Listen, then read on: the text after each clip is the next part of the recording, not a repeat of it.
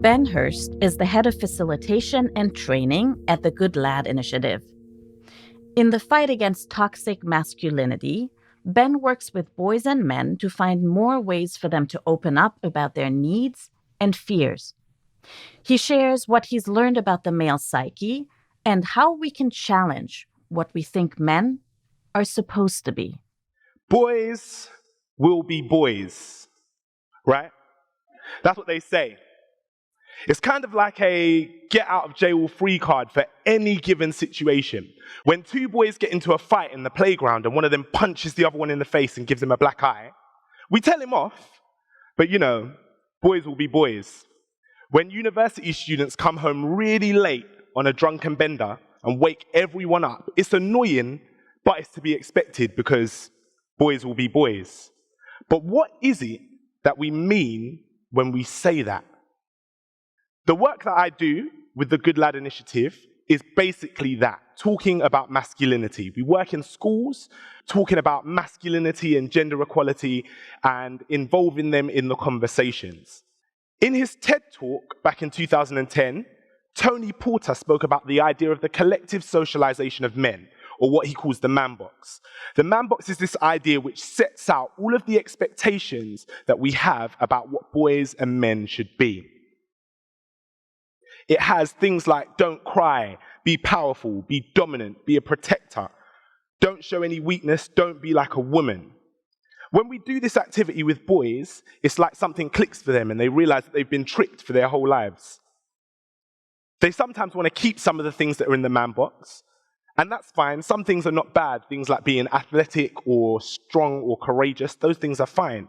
But they sometimes say that it feels like they're trapped in a prison and like it's a lot of pressure. We talk about where these ideas come from. We talk about things like movies and James Bond and how he never says no to sex unless he's trying to kill someone. We talk about consent and how boys never feel like they have agency to actually give consent in any given situation. We talk about how we view women as the gatekeepers of sex, and we talk about why it's more appropriate to punch someone in the face than it is to cry when they embarrass you. We talk about films and TV and where all of these influences come from.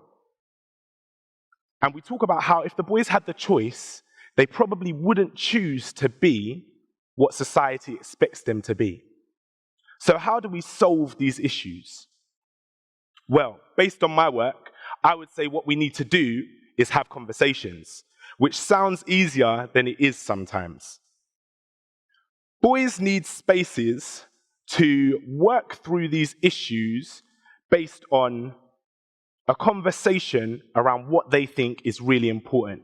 We need to talk about masculinity. We need to talk about these things free of judgment and give boys safe spaces to explore these topics. We need to talk about where it comes from, how it's learned and inherited, and why we are rewarded for behaving in ways that are inherently negative. The reality is that boys won't just be boys. Boys will be what we teach them to be. So we need to have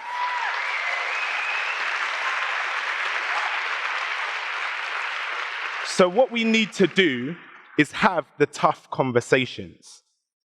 We need to talk about masculinity in all of its forms. The men in my life never told me that the patriarchy was shit for everyone.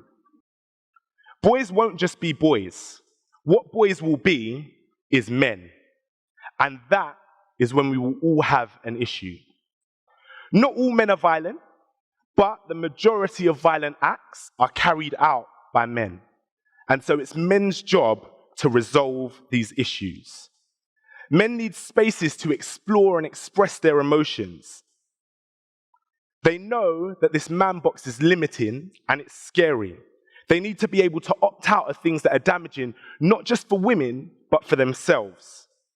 And we can't just have the same conversation that we've been having about masculinity, where we talk about how it's toxic and how bad it is.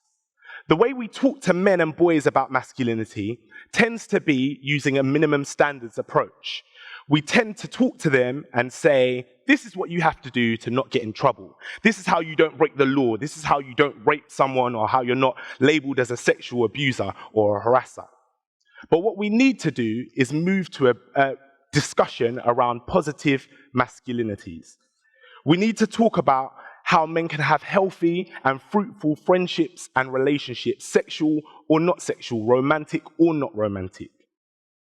We need to move towards a new version of masculinity, one where we celebrate being a man and celebrate all of the good parts of being a man. We need to give men space to do the work. It's a cliche phrase, we say it all the time, but in reality, men need time and help to unpack and unlearn all of those things that they have learned that are harmful and damaging to themselves and to others. And we need to have the conversations.